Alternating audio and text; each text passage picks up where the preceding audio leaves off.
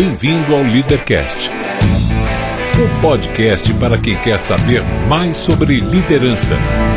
Apresentação: Luciano Pires. Bom dia, boa tarde, boa noite, bem-vindo, bem-vinda a mais um Leadercast, o podcast que trata de liderança e empreendedorismo com gente que faz acontecer. Este não é um programa de entrevistas, não tem perguntas programadas e nem roteiro definido, é um bate-papo informal, com gente que faz acontecer, que vai para lugares onde nem eu nem meu convidado imaginamos. O Leadercast é lançado por temporadas, às quais os assinantes da Confraria Café Brasil têm livre acesso. Os não assinantes receberão a primeira parte dos programas de forma gratuita semanalmente.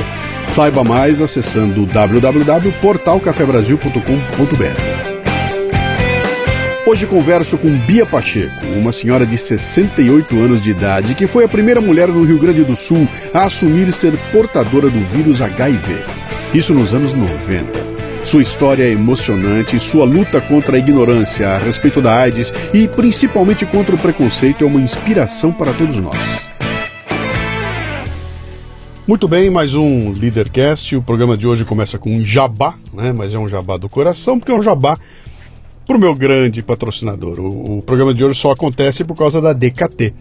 Foi numa reunião com a DKT que o pessoal me comentou o seguinte, falou, cara, tem uma pessoa que você tem que conhecer e tem que conversar, você tem que levar lá no Leadercast. Eu falei, mas quem é que é? Eles me deram assim um overview, né, sobre a pessoa e eu falei, cara, nem fala muito mais não, porque parte importante desse programa aqui é eu não conhecer profundamente a pessoa e fazer com que a minha curiosidade leve a conversa para lados que a gente não sabe onde vai, né? E deu nisso. Então, fizemos uma coisa interessante, ela chegou em São Paulo, ela veio de Porto Alegre para São Paulo e eu fui para Porto Alegre. E eu cheguei agora no aeroporto, nos encontramos aqui, então vamos conversar um pouquinho. Esse programa aqui tem 3 perguntas fundamentais, que são as que dão a base do programa, e não são difíceis de responder. Eu preciso saber seu nome, sua idade, se puder dizer, e o que é que você faz. Bom, o meu nome é Beatriz Pacheco, eu tenho 68 anos, tenho orgulho da minha idade, porque só envelhece quem vive muito. E o que eu faço agora sou uma velhinha folgada, dona de mim. Eu fui advogada, sou aposentada do Tribunal do Trabalho, onde eu era assessora do presidente. Agora, nada mais. Faço o que meu coração pede. Que bom, né? Como é que você é conhecida? É Bia? Bia. Vou chamar de Bia. E não precisa me chamar de senhora, tá? Porque eu sou velhinha, mas a vida já me envelheceu, não dá força. Tá certo. E você também, por favor, me chame de você. Eu sou muito mais novo que você, só tenho 60. Uma criança. Nós estamos pertinho, vai dar um papo muito bom aqui, Isso aí. Você é gaúcha? Sou gaúcha, nascida em Porto Alegre. Portinho. Boa. Hoje eu estive com a turma toda lá e, olha, eu trabalhei durante 26 anos numa multinacional, cuja origem aqui no Brasil foi lá, é a Dana Álvaros, lá de Porto Alegre. E comecei a ir para Porto Alegre em 1982. Então eu conheci o Rio Grande do Sul, pujante, com um cenário cultural maravilhoso, empresas acontecendo. Era um negócio maravilhoso ao longo dos anos 80, começo dos 90 e de repente aquilo a tragédia degringola de um jeito tal e não como recupera o nosso mais. país, né? Não recupera mais. E eu estava com eles lá hoje, a gente conversando e falando, cara, que tristeza, porque eu não vou mais fazer evento lá, porque acabaram os eventos. Não tem mais. O pessoal não chama mais a gente. O que está acontecendo aqui? Eu fico chocada porque o nosso hino gaúcho diz, sirvam nossas façanhas de modelo a toda a terra. Sim. A minha expectativa é que a gente consiga ter uma façanha agora de retomar a vontade de viver, de lutar e de seguir adiante em tudo, porque está muito triste o nosso estado. Sabe que outro dia eu estava batendo um papo com os amigos, eu tenho muitos amigos gaúchos aqui em São Paulo, e a molecada vem pra cá e fazem acontecer. Onde você vai ter um gaúcho pintando e bordando aqui, então o cara é diretor disso, diretor daquilo, você vai ver gaúcho, então eles têm uma capacidade muito grande de fazer acontecer, de tomar conta dos processos. A gente estava conversando e eu virei pros caras e falei o seguinte, cara, o Rio Grande tá daquele jeito por tua culpa, cara. Sabe por quê? Porque você fugiu de lá. Entendeu? Vocês que são os caras que estão fazendo acontecer aqui, eram os caras que tinham que estar lá botando aquilo abaixo, cara. Não deixando os estúpidos tomar conta daquilo. Mas não tem espaço. Vocês foram embora. Não tem espaço. Vocês vieram pra cá e deixaram aquilo lá. Então, voltem para lá e retomem aquilo, né? Nisso, então, os meus filhos estão lá. Que bom. Na mesma área de jornalismo, publicidade, eles estão tocando a vida. Você estudou o quê? Direito. Direito. A sua família é gaúcha também? É gaúcha, sim. Eu sou Pacheco, meu pai foi presidente do Tribunal do Trabalho. Parênteses, eu não entrei pela porta dos fundos, eu fiz concurso. O pai tirou licença-prêmio para ficar fora na época que eu fiz concurso, porque a gente vem de uma família em que o filho tem que ser valorizado também. E se eu entrasse pela porta dos fundos, eu não ia me valorizar. Então, é daquelas coisas assim, eu vim de uma família rígida gaúcha, com todos os seus machismos, né? Tanto que quando eu me formei, o elogio do meu pai foi... Eu tinha 3 irmãos homens, eu era a única mulher. O mais macho dos meus filhos é tu. Bom, a brincadeira é que até hoje, eu acho que, não que eu seja o mais macho dos filhos, mas a fibra como mulher também, porque o que eu vivenciei é uma coisa difícil demais. E para te ter ideia, eu fui criada em colégio de freira, tá? Estudei 14 anos em colégio de freira. Em 64, em plena Revolução, eu fui para um colégio público onde a Kombi do DOPS estava no recreio lá, onde muita gente foi presa dentro da escola. E ali eu comecei a conhecer um pouquinho o que era a vida. Mas foi muito pouquinho, porque eu casei com um homem que o meu pai escolheu para mim e eu achava que estava certo.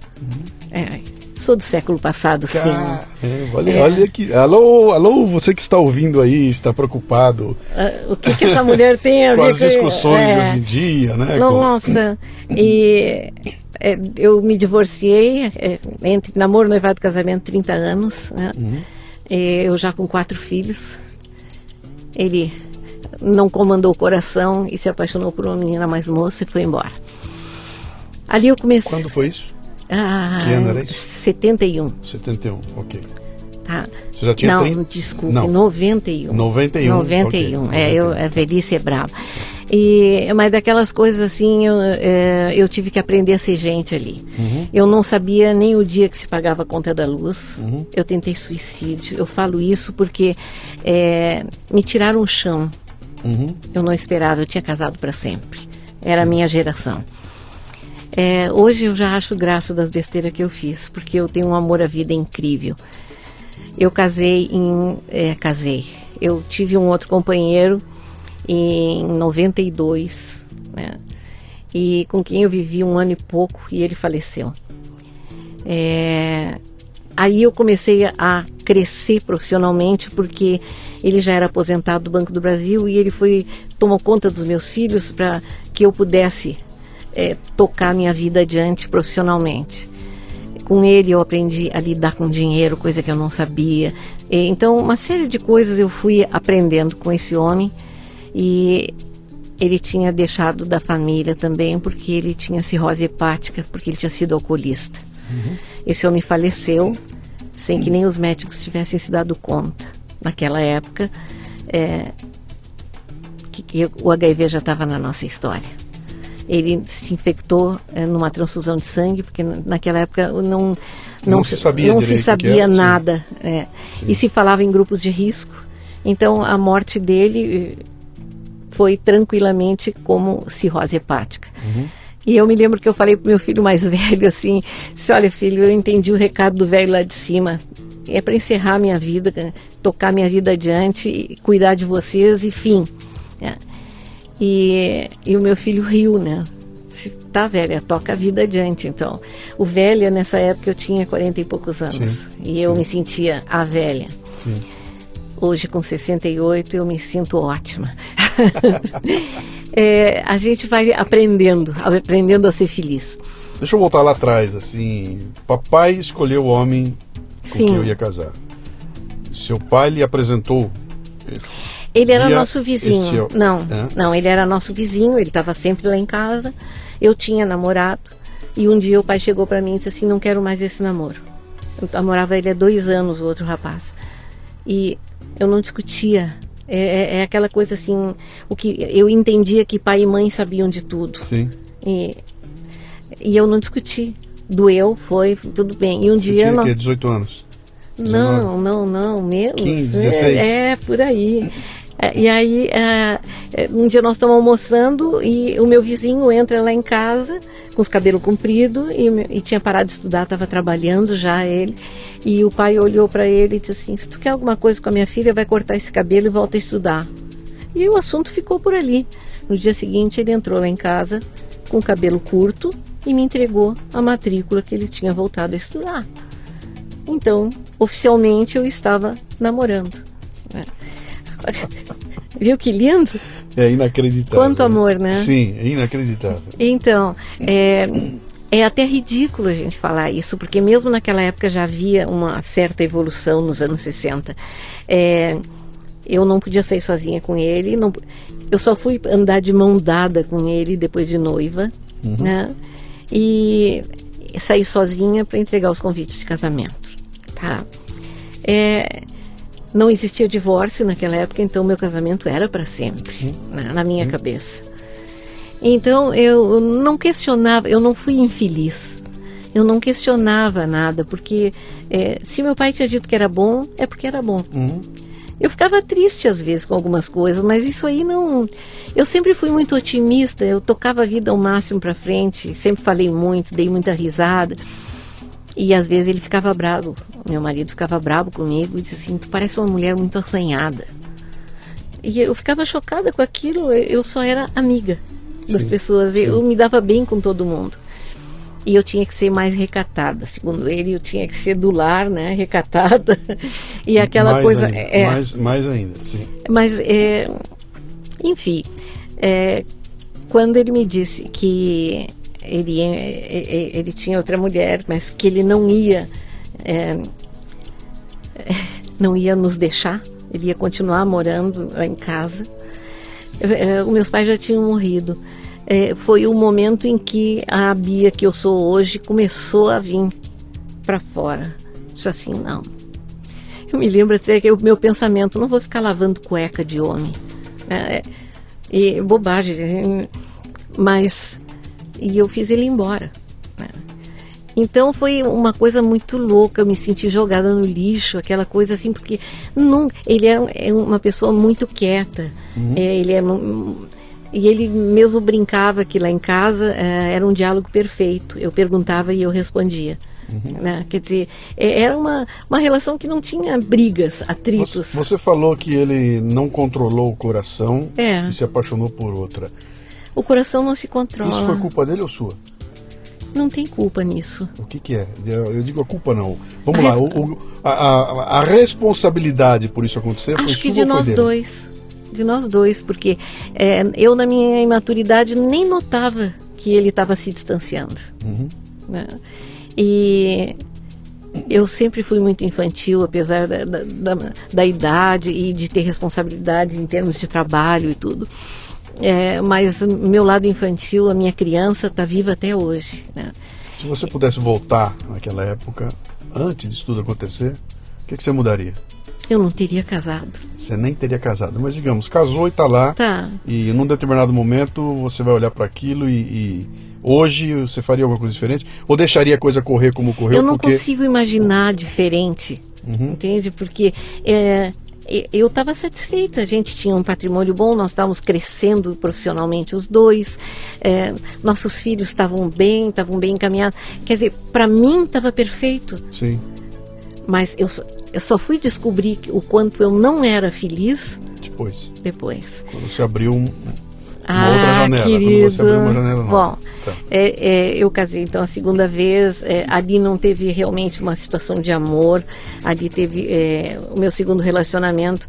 Era uma pessoa mais velha que eu. Ele fez uma proposta, quase um negócio comigo, né? Ele propôs assim: eu estou doente, eu preciso de alguém que cuide de mim, eu estou me aposentando do Banco do Brasil, tu está precisando de uma força com teus filhos, tu está precisando aprender uma série de coisas, vamos combinar uma coisa, vamos viver junto, e tu promete para mim que quando eu adoecer tu cuida de mim. Eu me lembro que eu fui para casa com essa ideia e falei com meu filho mais velho de novo. E ele é um gozador, ele tenta, véia. E eu tentei. Né? Eu nunca imaginei que, nem ele, que o HIV ia entrar na nossa história dessa forma. Mas eu tenho uma gratidão imensa por esse homem, porque ele me deu o impulso profissional que o primeiro não deu. E ele me disse, tu tem capacidade, vai. E eu fui e cresci profissionalmente dentro do tribunal. Então, de cada um deles, eu tive uma herança boa. Sim. Do primeiro, os meus filhos maravilhosos. Do segundo, essa coisa de perceber que eu também posso, mesmo sendo mulher. Né? E... Cara, olha como é chocante essa tua frasezinha final. Sim, querido, mas é mesmo isso sendo mulher. Porque era essa a diferença, tanto que eu te falei do elogio do meu pai. Claro. Tá? Quer dizer, uma mulher com garra era uma coisa que não era comum. Não. Bem recentemente, o pai dos meus filhos disse que naquela época eu disputava com ele o espaço. Eu não sentia isso. Porque minha mãe trabalhava, minha mãe era dentista, quer dizer, eu tinha dentro de casa já uma mulher diferente da época, né? E eu não via isso, eu queria crescer profissionalmente também para nós crescermos juntos, né? Mas o sentimento dele era esse, mas por ele ser uma pessoa muito quieta, ele nunca falou. Sim. Né? Então eu só fui saber isso agora, bem recentemente. Ele está vivo ainda? Tá casado, tá bem feliz. Com aquela moça? Não, com outra. Não. Tá. Mas aí, quando faleceu o segundo, né, eu disse, bom... Vou cuidar da vida agora. Vou cuidar de vocês, vou tocar minha vida.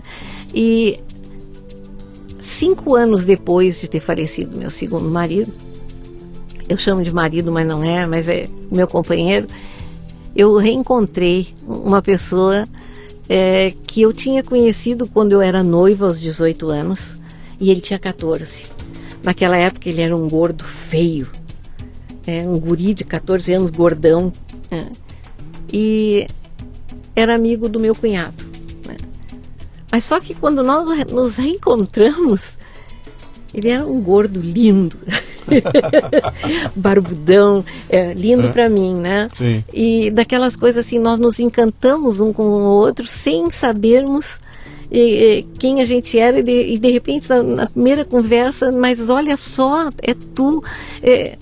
incrível. E acho que um pouco mais de 10 dias nós estávamos morando juntos. Só vou te dar um detalhe, bicho, aqui é um podcast. Tá cheio de gordo barbudão ouvindo a gente.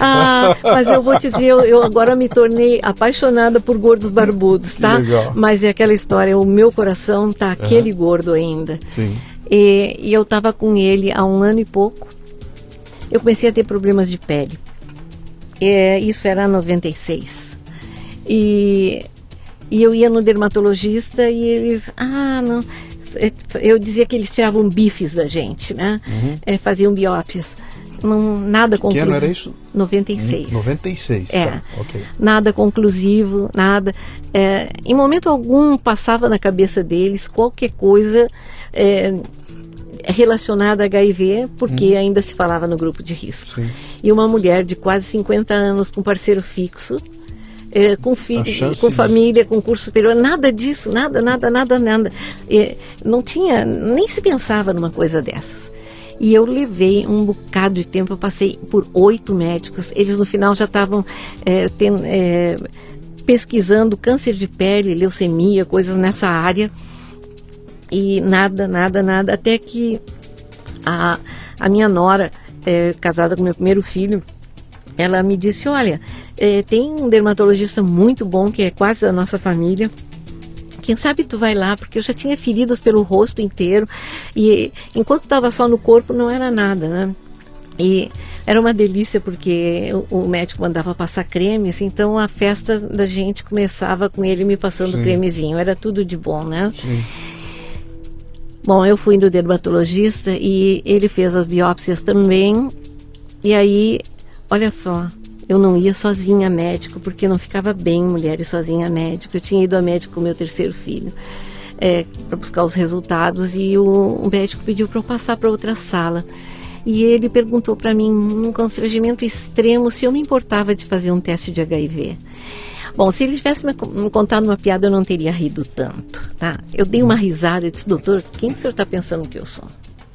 Isso nós estamos em 96. Que ainda era o começo dessa história, não tinha... Nada.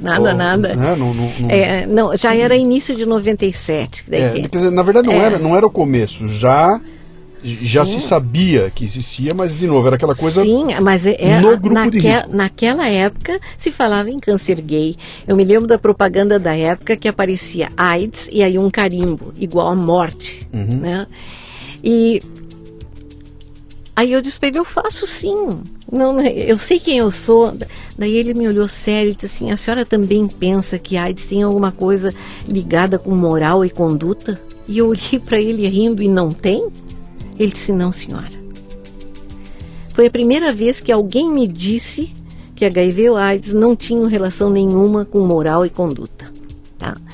Mas eu achei graça daquilo tudo. E ele me passou a requisição e depois eu contei para o meu filho, dando risada, olha só, ele me levou para outra sala constrangido de falar na tua frente. E aí nós saímos rindo os dois, né? E naquela época eu não sabia de nada, de coisa nenhuma a respeito de HIV que não fosse Cazuza, né? Sim. E eu fui fazer o exame no meu plano de saúde, maior burrada, porque se eu tivesse sabido que a gente fazia com aconselhamento num posto de saúde, coisa assim, eu não teria levado o susto que levei. Eu fiz o plano de saúde e peguei no laboratório, no balcão, o meu resultado. Mas a gente se protege muito, né? Eu abri o meu resultado e lá estava escrito reagente. E a gente se protege de não sofrer. Eu digo, legal, reagente, meu organismo reagiu, não tenho nada. Era o que eu queria.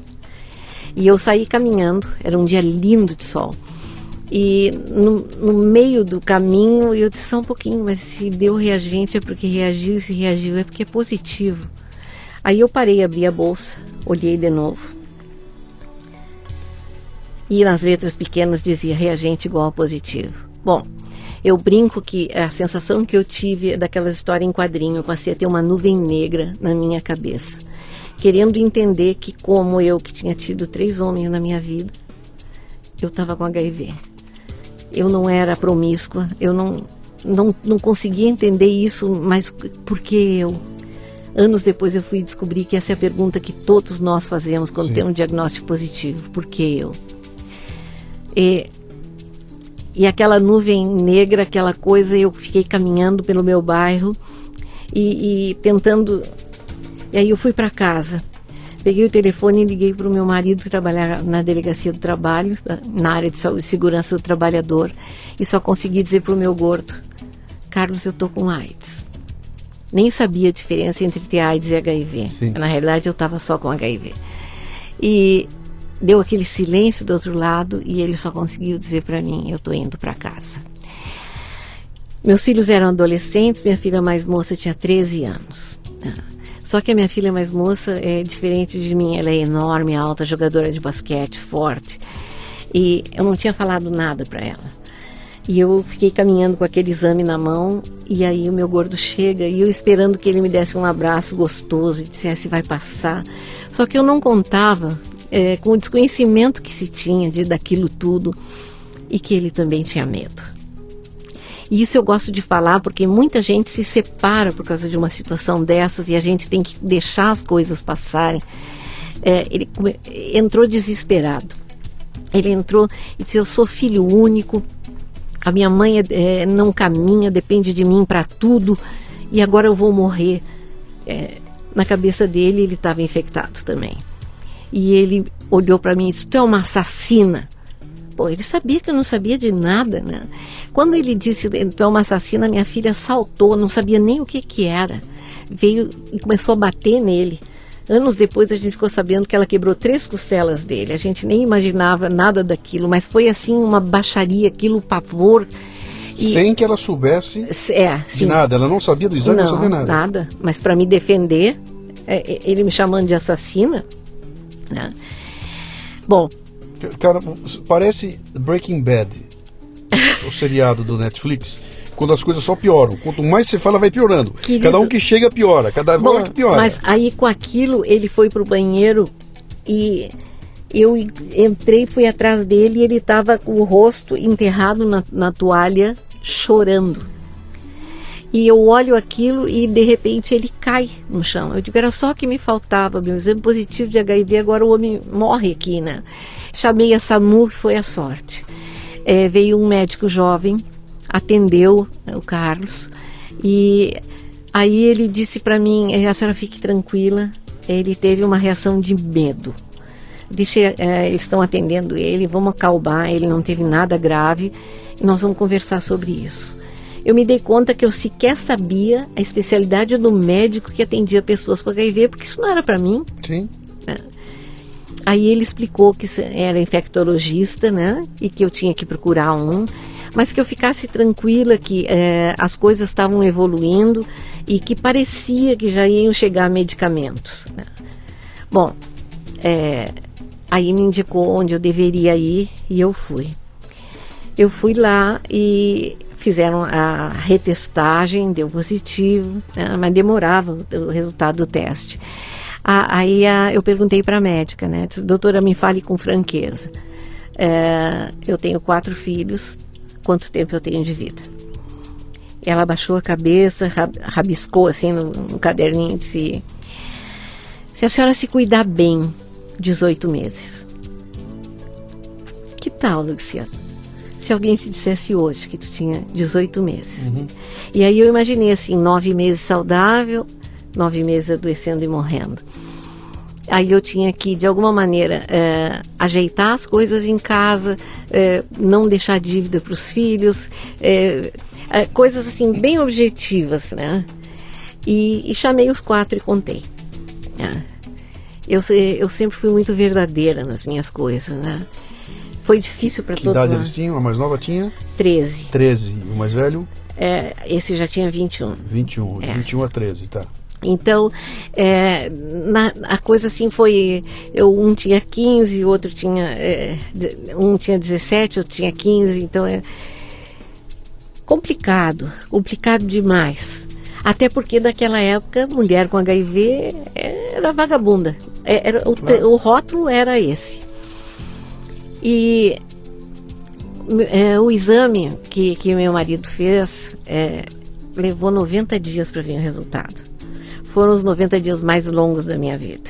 Vocês continuaram juntos? Sim, sim, ele continuou lá em casa. A relação de vocês dois depois do Você é uma Assassina? Mas ele morava com a mãe dele no edifício do lado do meu, mas ele ia lá em casa, ele continuava ficando, né, comigo, mas...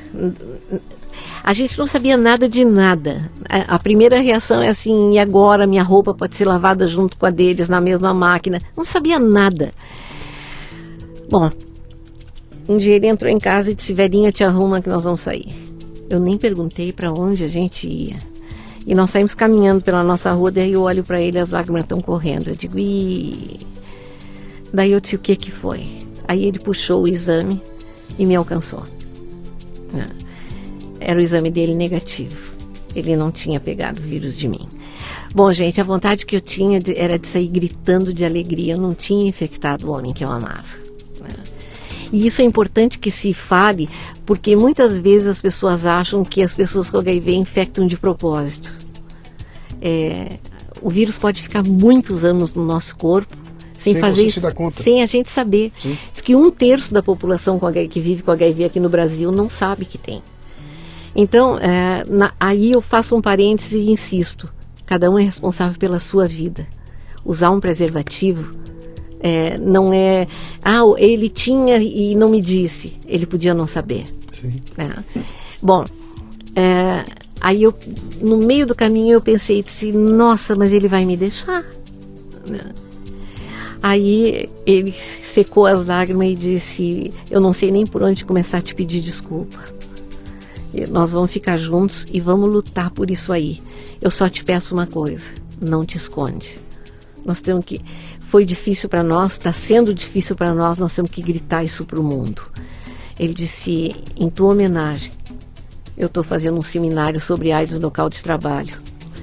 E nós vamos discutir a situação do trabalhador que vive com HIV, para que ele não perca seu emprego.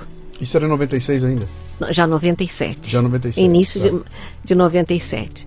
Aí ele disse, em outubro vai ter o seminário, mas eu vou te pedir que tu faça junto comigo a abertura do seminário, contando que tu vive com HIV. Nós temos que começar a mostrar que mulheres com família, com marido, com parceiro fixo, vivem com HIV também. E nós temos que mostrar que esse vírus não muda quem as pessoas são. Quem é sério, honesto e digno, continua sério, honesto e digno. E ele disse porque o grande problema que se tem isso em 97 é que as pessoas estão escondidas, né? Sim. Esse problema gravou muito até hoje. Uhum. Mas enfim. Então nós fomos a abrir o tal do evento. E você estava trabalhando no tribunal? Já estava aposentado por tempo de serviço. Já tinha me aposentado. Né? E foi tão doido aquilo, porque na abertura da mesa estava o presidente do Tribunal do Trabalho, porque era AIDS no local de trabalho, né? Estava o ministro da Saúde e o ministro do Trabalho. E ele passa a fala para mim e eu disse que eu estava representando ali os trabalhadores que viviam com HIV, porque eu tinha HIV, não sei o que. O detalhe é o seguinte, final de 96, início de 97, a gente ficou sabendo tempos depois, é que foi o boom de infecção em mulheres casadas, mulheres com parceiro fixo. E eu fui no Rio Grande do Sul a primeira mulher que mostrou a cara dizendo que vivia com HIV. Bom, eu não preciso dizer que eu desci daquela mesa rodeada de jornalistas. E atrás de um jornalista estava o presidente do tribunal, que eu tinha me aposentado, e ele botava as mãos na cabeça e dizia assim, só fazendo um parênteses, que meu pai tinha sido presidente do tribunal. Sim. Quer dizer, eu dentro de tudo que se vivia, eu não era gentinha, eu era uma pessoa igual a qualquer outra. Uhum. E não aquela fantasia que existia de que HIV era para quem não tinha uma boa conduta.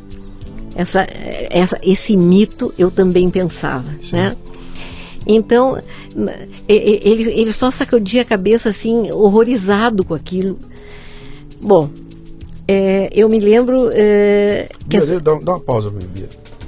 Sim. Como é que foi contar para os seus 4 filhos?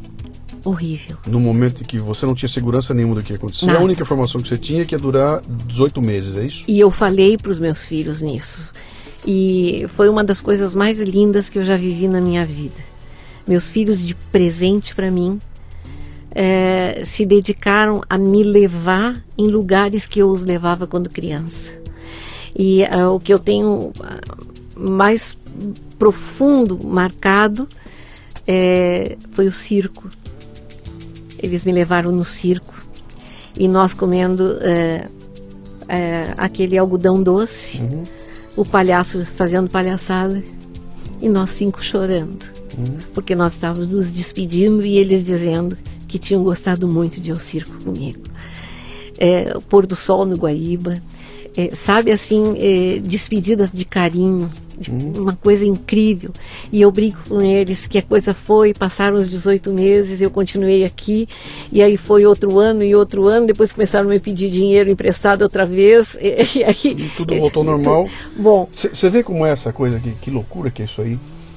Uma médica criou uma situação para vocês que era absolutamente dispensável. Não, na realidade não foi ela que criou, fui eu que perguntei. Sim, mas ela respondeu, ela fez ela botou no papel e falou você 18 meses. Não, de onde veio aquilo? É que na realidade o tempo de vida era muito pequeno porque não havia medicação. Uhum.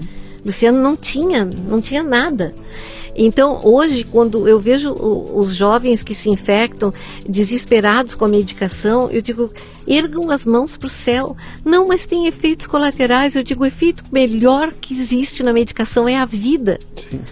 Então, a primeira medicação que chegou, ela chegou e com uma ideia de que nós viveríamos mais 10 ou 12 anos. Nesse meio tempo, nasceu minha primeira neta. E no batizado dela, eu chorei desesperadamente, porque eu não ia vê-la fazer 15 anos. Entre 96 e 97, que você descobriu isso tudo, até você receber a primeira medicação, quanto tempo levou? Bom, aí é o seguinte, a medicação chegou e existem 2 parâmetros de controle da doença. CD4, que é o número de células de defesa do organismo, e a carga viral. Naquela época só existia o exame de CD4, a carga viral era feita no exterior. E eu consegui, através do meu plano de saúde, fazer a carga viral no exterior. E a minha carga viral era de quase 1 milhão de cópias por mililitro de sangue. E a médica, que daí já era uma outra, ela disse: Bia, tu tem que começar a tomar a medicação já. Esse número é um número alto. Altíssimo. E senão tu vai acabar adoecendo, acabar tendo AIDS. E o detalhe era o seguinte: pelo Ministério da Saúde, o CD4, o número de células de defesa, tinha que ser abaixo de 200. E eu tinha 216. Bom, aí começou a minha luta pela vida. Os remédios vinham do exterior, naquela época a gente conseguia comprar. E estava mais ou menos uns $2.800 por mês, com o dólar lá em cima. Nós perdemos tudo em termos de dinheiro. O Carlos e eu. Tudo. Vendemos carro. O carro que eu tinha dado para o meu filho foi recolhido.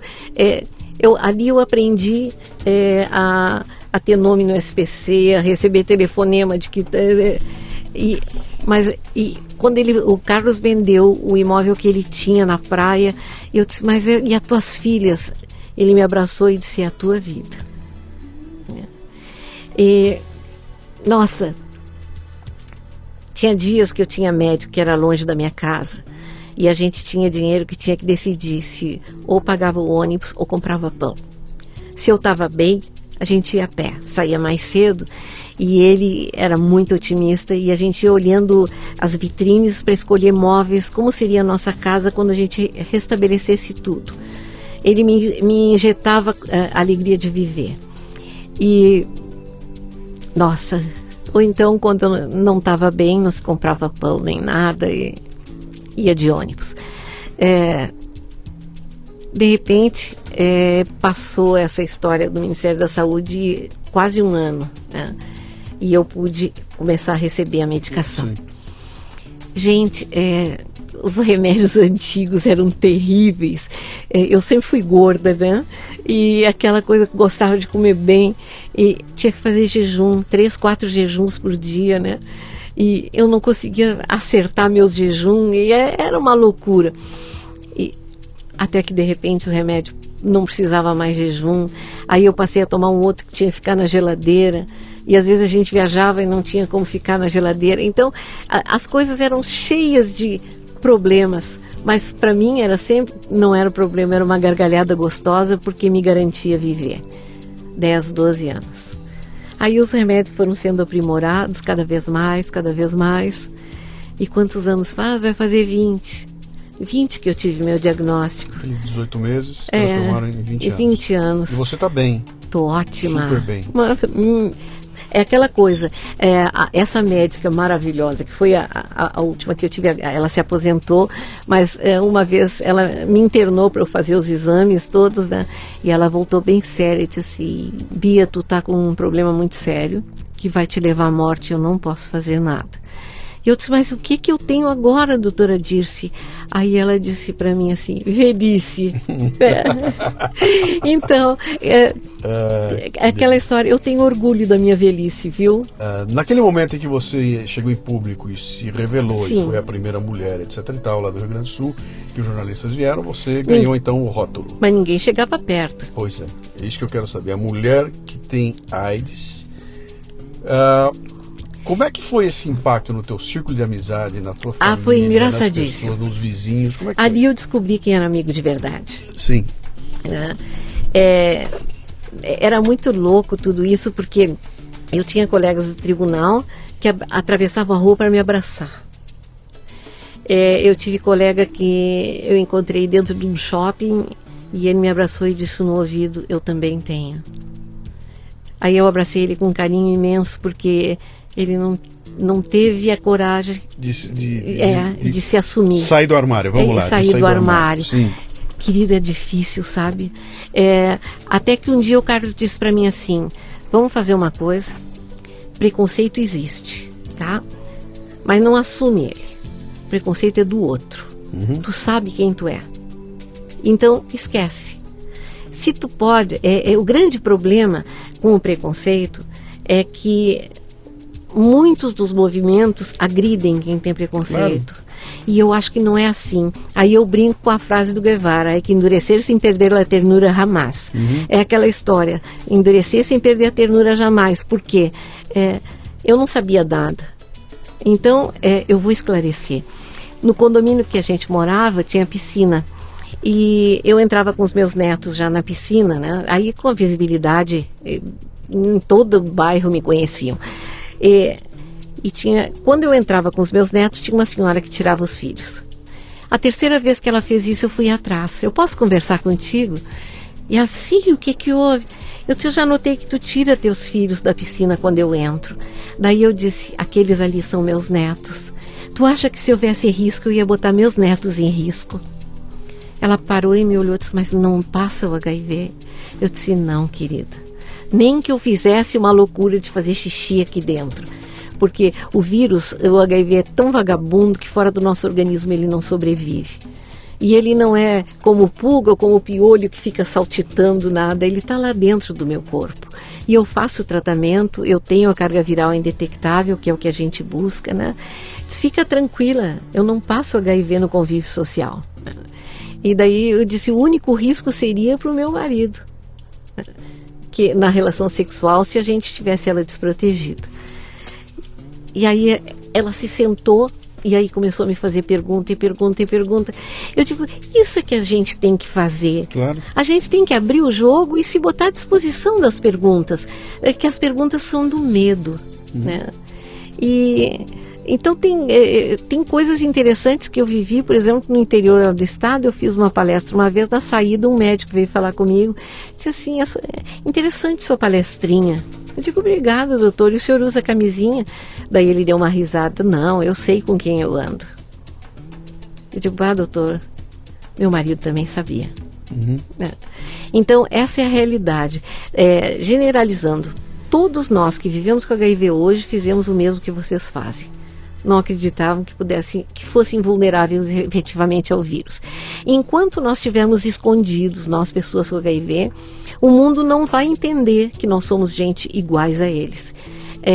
Nós começamos a trabalhar nas CIPATs, nas empresas, com palestras, o Carlos e eu. E nós tomávamos água no mesmo copo. Nós mostrávamos nossos exames, o dele negativo e o meu positivo, e mostrar que não havia risco. Ele não ia se expor a isso. Então, esse tipo de realidade é que a gente tem que pôr. As empresas, naquela época, a gente tinha feito um cálculo assim, a grosso modo, 3% da população das empresas é infectada com HIV. No final das palestras, eles nos diziam no ouvido. Então,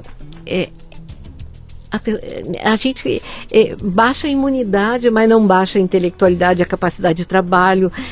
Quem a gente continua sendo. Sim.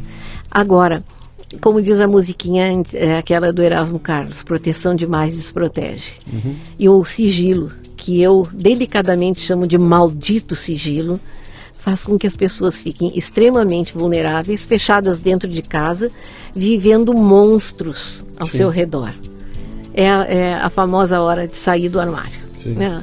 E esclarecer, falar, o que eu mais quero é que me perguntem. Tem dúvida? Pergunta, vamos conversar, né? E combater o grande, porque você tinha uma luta interna sua com o vírus, que para combater você vai usar o remédio e tudo, mas a luta externa contra a ignorância eu disse, a AIDS um dia vai ter cura, mas a ignorância humana não. Porque isso foi uma frase do Carlos, porque tinha um vizinho meu que não entrava no elevador comigo, como se respirar junto comigo pudesse dar qualquer problema. Mas o mais engraçado é que por muitos anos os jornalistas iam lá em casa fazer entrevista conosco, aquela coisa toda, eu oferecia cafezinho, refrigerante. Não, obrigado. Aí na saída eu dizia para eles, eu não vou deixar vocês saírem assim. Eu só quero dizer uma coisa para vocês. Eu vi que vocês não querem nada mesmo, né? Eu só quero lembrar para vocês, nós que vivemos com HIV ou com AIDS, também vamos a restaurante. Se HIV pegasse assim, o mundo já estava infectado. Claro. No ônibus, uma ocasião, um rapaz entrou correndo e eu estava no banco do lado e eu fui para a janela para dar lugar para ele. E ele não sentou. E eu disse, pode sentar. E ele diz bem alto, era só que me faltava sentar num banco quente de uma mulher com AIDS. Bom, banco quente de uma mulher com AIDS. Pelo amor de Deus, eu não tenho AIDS, eu tenho HIV. Eu não tô doente, não tenho nada, tô ótima, é a grande diferença. Mas um banco quente, pelo amor de Deus. Você mandou ele pra puta que pariu ali? Não, eu olhei e dei um sorriso, fiquei com pena da burrice dele, porque certamente ele vai pra cama sem camisinha. E eu vou te dar um truque, então quando isso acontecer, você fala pra ele, olha, fique aí que eu vou pra puta que pariu. Entendeu? Você continua sendo educada, entendeu? Você tá sendo tremendamente educada e fala, fica aí que eu vou pra puta que pariu. Nossa, vai valer igual. Olha, querido, tem cada coisa assim, a história de preservativo. Sobrou, então, a situação de eu e o Carlos temos que usar preservativo nas nossas relações. Sim. Se ele não tinha pegado até ali, eu não queria que ele pegasse. Só que tem um detalhe, eu sou da primeira geração da pílula. Eu nunca peguei na minha mão um preservativo, nunca tinha pegado. E ele não usava também, o homem solto, livre, né? Bom, ele só conhecia uma marca e ele foi lá e comprou aquela pra gente experimentar. Eu sou horrível, né? Ele colocou aquele preservativo e eu olhei, assim, estourei na gargalhada. Parecia o Brasil dentro do Uruguai, tá? Tu pode imaginar aquilo tudo? E ele chamava aquele preservativo de a estranguladora, tá? E aí nós começamos a procurar preservativos para ver se existia alguma coisa diferente. E uma vez nós fomos a Santa Maria fazer uma palestra na universidade. E no calçadão de Santa Maria tinha uma farmácia e nós começamos a olhar preservativo e tinha uns preservativos abertos, diferentes, e ele começou a se entusiasmar e nós dois olhando aquilo tudo e de repente nós olhamos os três rapazes, estavam as gargalhadas dos dois velhos olhando preservativo, porque na fantasia dos jovens, depois de 50 anos ninguém mais faz sexo, né? Sim.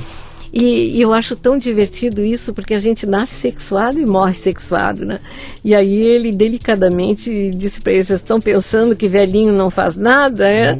E, bom, ali nós nos deparamos pela primeira vez com os preservativos da DKT Internacional.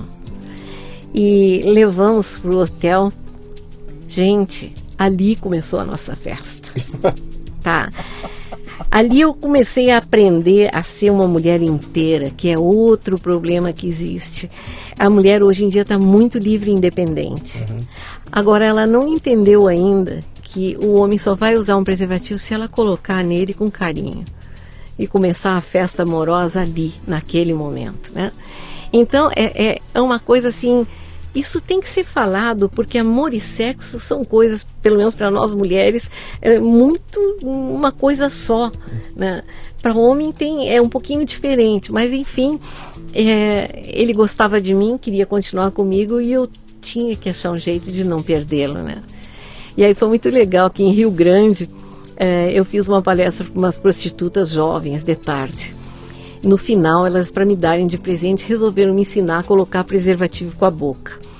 E a mocinha me dizia assim, e a senhora bota assim, a camisinha no céu da boca, segura com a língua, põe na frente. E aquela coisa eu fui fazendo, né?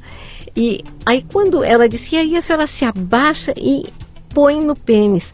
Aí eu fui fazer aquilo para...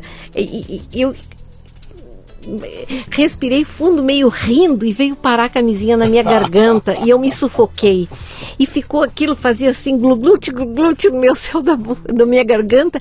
E tinha uma enfermeira então ali, ela fez um procedimento que saltou a camisinha e eu só pensava assim, imagina só, eu morro agora com um preservativo na garganta, e aí sai advogada gaúcha, morre com um preservativo no meio de um grupo de prostitutas. Bom, aí o Carlos brincava comigo nisso, que ovelha não é para mato, né? Então, ovelha não é para mato. Então, coisa de gaúcho, tia, né? Então, essas coisas assim a gente foi vivendo e foi surgindo camisinhas diferentes, e daí depois surgiu camisinha com sabor, e a camisinha texturizada, pelo amor de Deus, quando surgiu essa foi a festa.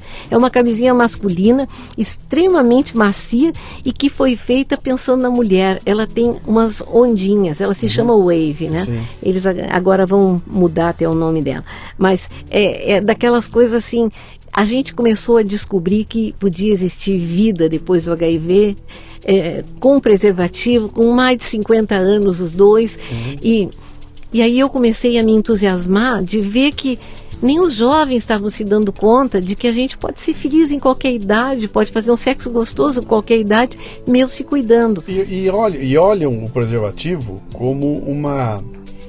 Ele não é objeto de prazer, o preservativo. Na fantasia Não é, ele tá lá para estragar, né? Como é que a brincadeira tá boa, agora para e bota a camisinha. Comer bala com papel. Exatamente. Tá? Né? Mas é aquela para e bota a camisinha. Tu já começa a festa, Sim. Né? Se a mulher for esperta, que eu aprendi a ser esperta depois, tu já pega a camisinha e tu já vai fazer a festa começar ali, né? Eu tive que aprender. Olha que visão legal que você está dando aí, que você está invertendo o jogo, quer dizer, não é obrigação do homem levar a camisinha no bolso e vestir a camisinha para poder fazer o sexo. Aquilo é uma coisa do casal. Sim. E a mulher se apodera daquilo e transforma aquilo num objeto de brincadeira e tudo mais. Uma brincadeira amorosa, e eu acho que nós estamos num mundo tão criativo com jogos e coisas, vamos ser criativos no jogo do amor e não precisamos entrar nos 50 tons de cinza. Sim. Pode ter amor na história, né? Não precisamos de violência nem nada. Bia, deixa eu te perguntar então. Então você, de repente, começa a ser demandada para falar a respeito. Sim. Né? Percebe que você tem um papel a desempenhar ali, começa a fazer palestras, começa a contar história, etc e tal, encontrou o pessoal da DKT, mas você assumiu então um papel de... eu fui... Eu não sei, embaixadora de alguma coisa, que eu não sei exatamente o que embaixadora é, de nada. Eu descobri, primeira coisa, eu descobri que é muito ruim ter HIV, por causa do preconceito, e que eu não gostava disso, e que eu não ia assumir o preconceito que a sociedade quer me impor. Tá? E isso eu deixei claro, desde o início. E que o HIV não detona com a vida de ninguém se a gente não deixar. Então eu brinco, naquela época eu brincava que eu era uma gaivéia, né? E atualmente eu sou uma gaivó. Né? Então, esse tipo de coisa... brincando, a gente vai conseguindo falar com mais tranquilidade sobre uma realidade pesada que foi empurrada para baixo do tapete.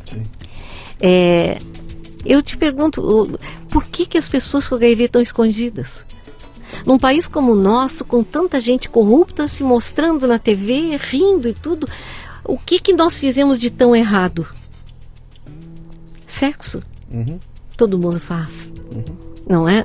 E sexo não é errado, sexo não é pecado. É a famosa história da briga religiosa com as pessoas com HIV, com os homossexuais. A diversidade é um direito de cada um. A praga gay, né? Nasce com a praga gay. Mas, sabe, Luciano, isso também eu fui aprendendo, porque eu comecei a conviver com pessoas que eu nunca tinha convivido. Eu comecei a conviver com homossexuais, com lésbicas, com transexuais, com travestis, e tive a extrema surpresa, com prostitutas, a extrema surpresa de descobrir que elas são tão gente quanto eu. Sim. Eu talvez tenha tido mais oportunidade de vida, consegui ter um outro padrão de vida. Agora, ninguém é melhor que ninguém. Não. E foi tão... E aí eu comecei a entender a homossexualidade.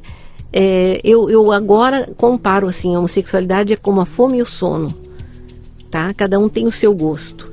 Eu durmo tarde, quando amanhece. Eu adoro peixe. O meu irmão mais velho, por exemplo, dorme quando escurece, e a minha filha não come peixe, só come carne. eu gosto de homens, eu sou heterossexual, a minha filha é lésbica, tem uma companheira, e ela nasceu assim, e ela sempre foi assim. E aí eu fico pensando, eu sou melhor que ela porque eu sou hétero? Não, de jeito nenhum. E isso é uma das coisas que passou a ser minha bandeira também, que cada um tem direito de ser quem é, sem julgamento. Nós não estamos aqui para ser julgados por ninguém. E aí eu comecei depois a trabalhar com uma outra população que estava se infectando muito no Rio Grande do Sul, que eram os idosos, o meu time. E daí eu me dei conta de uma coisa trágica. Ninguém investe na defesa da saúde do idoso, porque idoso não dá lucro, né? Então, é complicadíssimo, porque a prevenção para o idoso tem que ser com camisinha feminina, porque o homem com 60, 70 anos não tem uma ereção bem completa, então ele não vai usar um preservativo. E o gel, na época que eu comecei a entrar nesse mundo, gel era coisa de gay. E a mulher pós-menopausa? Mulher pós-menopausa não tem lubrificação sexual, então ela é um prato cheio para fissuras e ter problemas de DSTs. Aí eu comecei a brigar. Eu quero gel para as mulheres também, preservativo feminino para idosos. E de repente eu fiquei sozinha. Os movimentos não estavam reivindicando esse tipo de coisa. E foi... Quando você fala eu fiquei sozinha, você era um indivíduo. Você não era uma ONG. Depois nós entramos. Eu fui conhecer a AIDS de perto no GAPA, do Rio Grande do Sul. Okay. Depois, GAPA é o grupo de apoio às pessoas com a prevenção à AIDS. Depois, eu não gostei de algumas coisas lá e eu saí. Daí foi criada a Rede Nacional de Pessoas Vivendo com HIV, que era só um movimento de pessoas vivendo com HIV. Eu fiz parte desse movimento, ajudei a criar um movimento lá. Em 99 eu fui para a Colômbia e ajudei a criar um movimento latino-americano e caribenho de mulheres vivendo com AIDS, que daí foi o boom no mundo de mulheres, né? E voltamos para o Brasil, eu e mais 7 mulheres, a gente criou no Brasil o Movimento Nacional das Cidadãs Positivas. De repente, as coisas não me agradaram também, porque havia luta interna, brigas entre movimentos, brigas entre ONGs. E eu digo, gente, não podemos parar, não podemos ficar brigando entre nós. Exatamente, está dentro de nós e lá fora. Né? E aí até que a coisa foi tão intensa, que em 2006, quando morreu o Carlos teve câncer, foi um aprendizado terrível para mim, de que até então para mim AIDS era igual à morte. E ali eu aprendi que viver é igual a morrer, né? Cada dia se morre mais um pouquinho.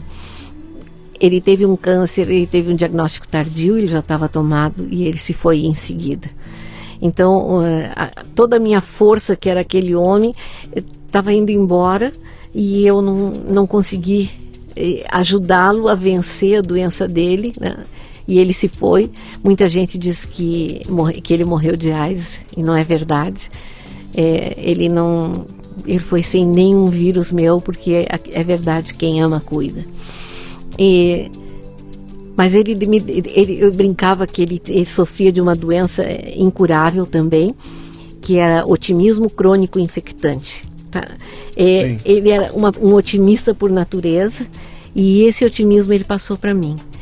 E realmente, a gente sendo otimista e acreditando que vai conseguir, a gente já está na metade da conquista daquilo que se quer. Então, meus filhos me rodearam e continuaram me apoiando. Aí eles iam em entrevistas comigo, eles estavam sempre me dando força, né? E foi muito gostoso. 2006 isso, 2006. Não, depois, já mais tarde. Não, depois, 2006. Tá. E aí, em seguida que ele faleceu, uma carta anônima. Eu fechei a nossa ONG, né? Porque eu sozinha não queria continuar. E os bens foram doados tudo para entidades que lutavam contra o HIV. E uma carta anônima foi espalhada pelo Brasil inteiro dizendo que eu tinha roubado dinheiro público. Que todos os bens da ONG eu tinha embolsado. E em Brasília, então, abriram um processo crime contra mim. E eu depus 4 horas e meia. Você como presidente da ONG? Eu era representante legal. Da ONG? Da ONG. Tá. E nenhum dinheiro saía sem a minha assinatura, não, era eu que administrava. Que dinheiro era esse? Porque naquela época o Ministério da Saúde financiava as ONGs, apoiava os projetos das ONGs. Quer dizer, é aquela história, o Brasil é o país onde existe a organização não governamental. Exatamente. E vem o dinheiro do governo. Bom, eu tive um cuidado para encerrar nossa ONG, que como o dinheiro vinha do Ministério da Saúde, do Departamento de AIDS, eu fiz as doações só para quem trabalhasse na prevenção às doenças sexualmente transmissíveis e HIV e AIDS. Depois que eu depus aquelas 4 horas e meia, a juíza fechou o processo e pediu para me trazer um cafezinho e disse: agora esqueça quem eu sou. Eu quero lhe pedir um favor. Não pare de trabalhar. Era isso que eles queriam. A senhora provou que podia trabalhar de forma honesta e correta. Tá tudo aqui. É aquela história, eu sou advogada, né? Eu fui advogada. Então a documentação eu tinha toda.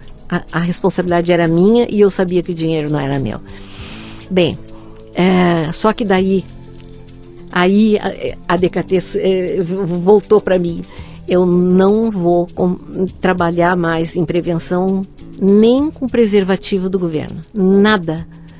Eu passei a comprar preservativos de uma ONG, equipe voluntária, que é ligada à DKT. E eles me faziam, eu podia pagar como pudesse. Mas você comprava para quê? O que você fazia? Para as minhas palestras eu distribuía. O teu programa então era palestras e distribuição pelas palestras. O detalhe é o seguinte, eu não cobrava palestra, tá? E ainda investia comprando preservativos bons para o pessoal ver o que existia. Isso eu fui fazendo e de repente a situação econômica começou a ficar ruim por uma série de coisas. Isso nós estamos em 2008, 2009. De lá para cá. 2008 é a grande crise. Isso. Subprime. Bom, mas o ano passado, não foi 2014, eu comecei a cobrar palestra, porque eu não conseguia mais me manter. E eu me senti muito mal. Me senti muito mal porque é aquela história, profissão eu tenho, né? E eu não queria viver da AIDS. Eu vivo com HIV, mas não queria viver da AIDS, né? E até que o pessoal da DKT ficou sabendo do trabalho que eu fazia, me chamaram para fazer uma palestra aqui e nunca mais eles não iam admitir que eu comprasse preservativo. Eles passaram então a me mandar os preservativos que eu pedisse, tudo, né? E foi o presente mais lindo que eu ganhei, porque eu voltei a não cobrar minhas palestras, a fazer o meu ativismo real. Não é de maneira nenhuma encher bolso. De alguma maneira, eu sempre digo, se nesses anos todos, com palestra, com bate-papo, com todas as coisas que me aparecem, eu consegui tirar uma pessoa desse HIV maldito, eu já estou feliz, né? E a coisa que eu mais procuro fazer as pessoas entenderem que nós somos gente igual a qualquer outra. Né? Bia, você sabe que esse aqui é um programa de empreendedorismo e liderança, né? Esse é o pano de fundo dele. Eu estou batendo um papo com você comprido aqui. Eu sempre falo demais. Mas não, você não fala demais não. Eu já peguei gente que fala muito mais ainda. O que eu quero bater um pouquinho nessa tecla com você é nessa tua capacidade de fazer as coisas acontecer. Você se depara com um problema que teria derrubado qualquer um. Você teria gente que ia desistir da vida, gente que ia se matar. Você falou que pensou num momento... Sim. Você chegou a pensar no suicídio? Mas não nesse. Quando o pai dos meus filhos me deixou. Quando ele te deixou. Tá, que você ainda estava fragilizada, etc. Essa é a diferença. São 2 momentos marcantes na minha vida. O primeiro, sem amor. e o segundo com amor. Tá? Então, o que eu digo é o seguinte, se a gente tem quem dê força pra gente, não precisa ser um amor, pode ser uma entidade, alguma coisa, a gente vai adiante sim. Né? Se você tiver certeza que tem alguém compartilhando Exatamente, com você. Não precisa ser compartilhar da doença, não. É compartilhar pelo esforço de vencer, certeza, de seguir adiante. Com certeza, não desiste. E isso eu levo para a vida. Na tua história está claro, né? O papel do gordo. Gordo foi quando ele entrou ali e te chamou de assassino, eu já queria dar uma porrada nele. Sim, em seguida, a minha filha deu, né? Ele se revela em seguida. Isso. É aquela história, isso é que eu saliento essa história dele, ele merecia que eu nem contasse isso, mas eu conto porque o medo é humano, e todos nós temos. Né? E eu percebo assim, o medo de morrer. Muita gente tem medo de morrer. Eu não tenho. Eu não sei porquê, que bom que não. Até porque eu sempre brinco, o dia que eu morrer, se preparem que o céu vai tremer. Lá não... Segura. Aí, como é que você falou? Você é hoje o que? Uma ota? Como é que é? Uma gaivó? Você é uma gaivó. A gaivó. Quando você morrer, você vai virar uma gaivota. Uma gaivota. Você vai estar voando lá em cima e vai estar... meu Deus, eu quero acreditar que existe reencontros. Não tenho dúvida disso, assim, de que eu tenho esperança, sabe? Eu não tenho... quando eu fiz palestra para um grupo de velhinhas, tá? É uma das coisas que eu falo sempre, que uma me perguntou se masturbação era pecado, né? Aí eu disse para ela, olha aqui, querida, pecado é fazer, na minha visão, é fazer mal para os outros e para ti também. E eu disse, eu não tenho religião, eu tenho fé, porque religião é coisa dos homens, com julgamentos e suas vaidades. Então eu prefiro ter uma ligação direta com esse ser lá de cima, que seja lá como tu queira ser. Agora, eu só te digo o seguinte, se ele nos fez com tanta zona de prazer no corpo, é porque ele quer que a gente use. Sim. Mas que a gente use com cuidado e se amando e amando ao próximo. Então, e a outra coisa, quando as mulheres principalmente vêm, diz, aquele cretino me infectou, eu digo, calma, por que tu não usasse camisinha? Ele não queria, eu digo, então é só dizer que não. Isso é que é importante, as mulheres têm que se fortalecer, elas têm que aprender a colocar uma camisinha bem colocada, que é a solução, sim. Agora, culpar o outro, relação sexual é a dois, não importa hétero, homo, não importa, né? O outro pode não saber que tem. Sim. Né? Como eu não sabia. Então, eu tive a sorte que muita gente não tem, né? Então nós temos que saber com clareza, o HIV está aí. E ninguém tem cara de Cazuza, ninguém é magrinho, somos pessoas absolutamente normais. Então, menos delírio para não responsabilizar o outro. O nosso corpo, a nossa vida, a nossa saúde é nosso.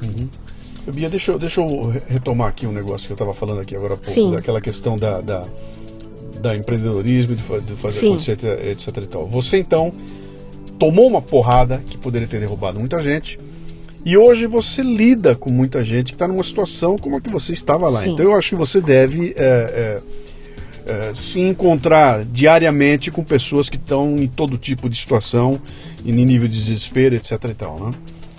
Tem que ter uma baita de uma armadura emocional para poder que essas coisas batam em você e não te contaminem. Não, eu sou sincera para ti. Agora... Deixa eu só dizer porque eu estou perguntando isso. Tá. Agora você, para mim, assumiu o papel da liderança da tua vida. Você decidiu que quem ia fazer acontecer era você. Você falou no momento chave aqui da entrevista que você não ia aceitar aquelas regras que a sociedade tentou impor para você. E nesse momento, então, você passou a liderar o processo. Você é dona dele. E sendo assim, você está inspirando um monte de gente que está vendo você. Queira ou não queira. Mesmo que você quietinha de boca fechada, a sua foto numa revista inspira pessoas, né? Como é que você cuida para essa questão sabe, você é esse ícone hoje, as pessoas vêm, trazem para você aquele mundo de angústias, isso bate em você e não pode te contaminar. Não, o cuidado que eu tenho é a vaidade, né? O que a gente percebeu, muita gente dentro que também começou a fazer esse tipo de trabalho, que se tornou assim ícone mesmo, né? Se encheu de vaidade. E a proposta não é essa também. Eu também não sou melhor que ninguém, né? É aquela coisa... Só faltava eu sentir que eu sou vaidoso porque tenho HIV. Não. É aquela história assim, eu sou o máximo porque eu tenho HIV e me mostro. E sobrevivi a ele. Não, do HIV eu quero ser o máximo, eu quero ganhar dele, porque claro, aí sim. Claro. Agora, me sentir assim, não. Nós somos muitas pessoas assim, tem muitas pessoas maravilhosas que serviram de modelo para mim, muita gente assim que, nossa, que coisa bacana. São Paulo foi um dos primeiros estados que realmente deixou claro, mas no Sul, com aquele machismo todo que nós temos lá, eu só me dei bem porque eu tinha do meu lado o Carlos. Sem dúvida. Tá? E eu acredito a ele tudo isso, o respeito, porque era um homem que não tinha HIV e estava do meu lado e me amava intensamente e dizia para quem quisesse ouvir que me amava exatamente como eu era. E ele comprou a luta com você? Com certeza. Vocês dois juntos? Bom, o meu orgulho, o Carlos passou a fazer parte da CNAIDS, Conselho Nacional de AIDS do Brasil, né? Como representante do Ministério do Trabalho. E ele foi para Genebra, na UNAIDS, e na elaboração do repertório de recomendações sobre AIDS local de trabalho, que é usado no mundo inteiro até hoje. Eu tenho um orgulho imenso desse trabalho que esse homem fez. A quantidade de trabalhadores que nós fizemos mesa de negociação para retornar ao trabalho, e a gente sempre fazia mesa de negociação, o empregador concordava para não ter que entrar na justiça, que era muito demorado, o empregador concordava em botar de volta o trabalhador, só que nós exigimos que antes disso, porque daí toda a empresa sabia da situação dele, nós fazíamos uma palestra antes dele voltar, para mostrar que não havia risco, né? Até hoje eu ainda percebo assim, algumas mãezinhas têm preocupação que eu toque nas crianças, tá? Sim. E nisso eu tenho uma gratidão imensa pelos meus filhos e pelas minhas noras, que sempre puseram os meus netos no meu colo para que a gente vencesse juntos tudo isso. E a primeira campanha do Ministério da Saúde, em 2006, o Carlos já não estava aqui, foi com pessoas vivendo com HIV, foi eu e o Cazu Barros, que também vive com HIV, no Rio.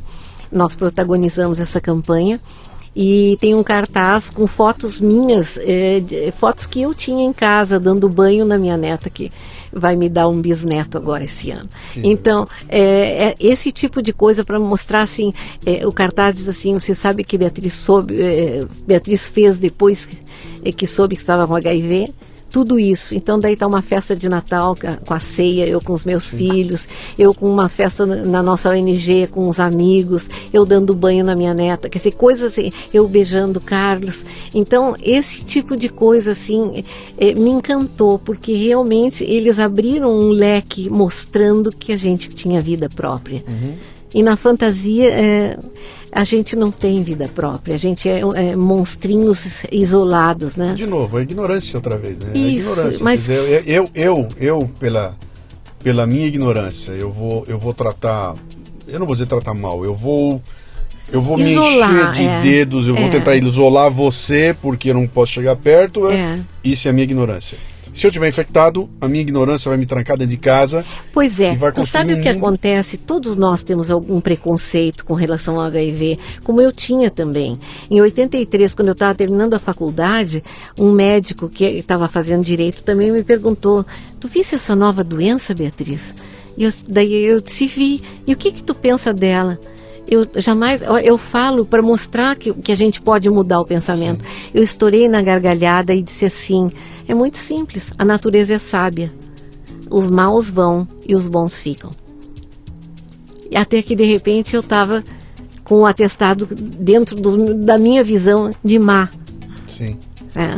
E má de conduta que eu estava. De novo, retoma aquele primeiro, o médico que virou para você e falou, desde quando o HIV AIDS tem a ver com Bom, um comportamento moral e esse médico depois chorou comigo, né, se sentindo responsável.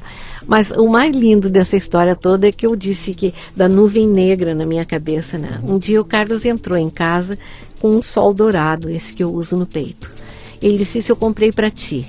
Eu não tenho dinheiro para te dar coisa de ouro, mas ele é dourado. E tu vai usar no peito e nunca mais vai faltar sol na tua vida. Nunca mais tirei do meu peito depois que ele morreu. Tá? É aquela coisa assim, esse é o símbolo Sim. que eu tenho, um sol. Que nada, nenhuma nuvem tire o meu sol. Porque eu aprendi que a gente faz as coisas. É mais ou menos uma figura que eu li recentemente que diz o seguinte: a vida não tem controle remoto.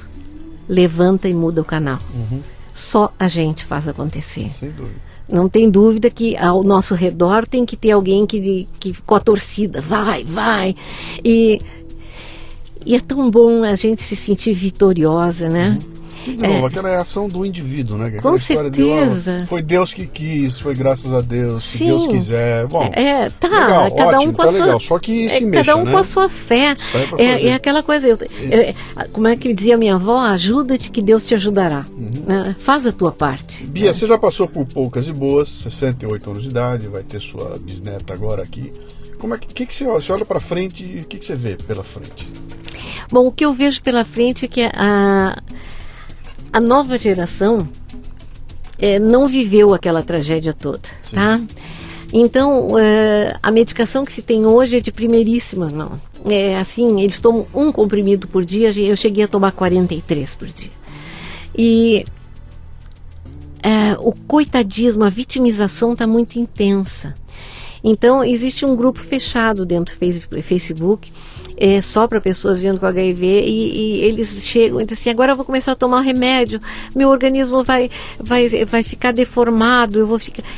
Gente, a medicação que deformava o nosso organismo efetivamente existiu, era a estavudina. Foi tirada, é usada agora só em última instância, quando não tem mais medicação que resolva. Mas ficou a ideia daquelas transformações corporais sérias e feias e terríveis.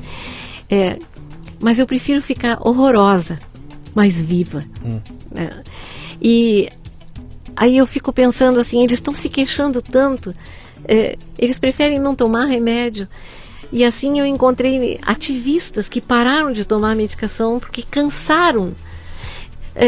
Gente, por favor, vamos ter coragem, vamos adiante. Tomar remédio o resto da vida. Olha só, quem tem diabetes toma remédio o resto da vida. E a outra coisa que eu sempre falo, por que nós estamos escondidos? Quem tem hepatite B pegou os vírus da hepatite do mesmo jeito que nós pegamos HIV. A forma de infecção é a mesma. O vírus da hepatite fora do corpo vive muito mais tempo do que o HIV. Então a chance de passar a hepatite é maior se a pessoa não está se tratando do que do HIV. Agora, eles não estão escondidos e nem devem estar. Porque não houve aquele momento inicial quando se demonizou aquilo tudo, quando se criou aquela... Mas então quando o pessoal diz assim, mas o preconceito é muito, como é que eu vou me mostrar? Eu digo, só nós vamos conseguir mudar isso aí. E se nós não fizermos, o preconceito vai ser cada vez maior. E o número de mortes, porque o que está tendo no Rio Grande do Sul, por exemplo, de mortes por AIDS, uma quantidade imensa, é assemelhado à África. E eu digo, por quê? Porque as pessoas não têm coragem de assumir e tocar adiante a vida. E se a gente não faz disso um dramalhão, as pessoas ao nosso redor acabam até esquecendo. Claro.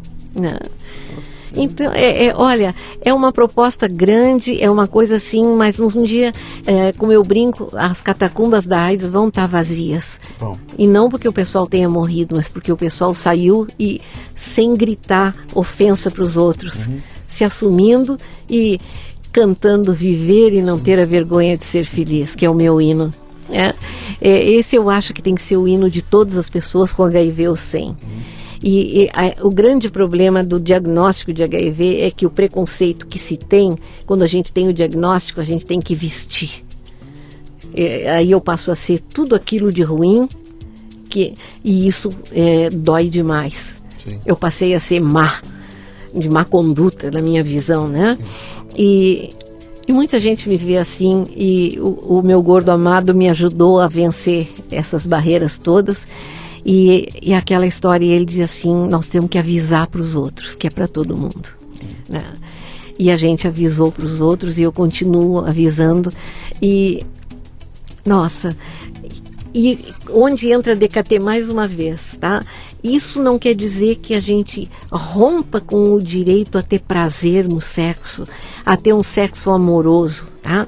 Existem coisas boas, e isso tem que ser divulgado, e é o que eu mostro nas minhas palestras, as coisas diferentes que existem, a criatividade. Eu digo, a grande festa do amor tem que ser feita sim, e tem que ser feita com proteção, porque infelizmente nós ainda estamos com essas epidemias pesadas por aí. Claro. Bia, quem quiser entrar em contato com você, conhecer seu trabalho, saber da sua história, se bobear até chamar você para evento, palestra e tudo mais, como é que te acha? Bom, na realidade eu não tenho um blog, não tenho nada. Tá esperando o quê para fazer o seu? Pois é, eu às vezes me encolho um pouco, sabe? Porque já existe tantos blogs, tanta coisa, e eu não sei bem como fazer isso. Então, o que eu tenho são 2 páginas no Facebook, né? Uma Beatriz Pacheco, outra Bia Pacheco. A Beatriz Pacheco, eu tenho mais restrições, ela tem muita gente, mas ela foi invadida uma ocasião, e eu deletei em seguida, entrei em contato com o pessoal do Facebook, agora ela está protegida, mas são coisas assim, eu me exponho bastante nessas páginas, eu deixo muito claro, então os meus filhos me chamam de HIV também, quer dizer, é uma coisa gostosa, assim, não existe entre nós problema nenhum com isso. Você está no Facebook, então? Tô. Bia Pacheco e Beatriz Pacheco. Isso. Tá. Não tem outra forma de achar você? Por enquanto, não. Não tem um site? Não. Tá. Você ouviu o Leadercast com Luciano Pires. Mais uma isca intelectual do Café Brasil. Acompanhe os programas pelo portal cafebrasil.com.br.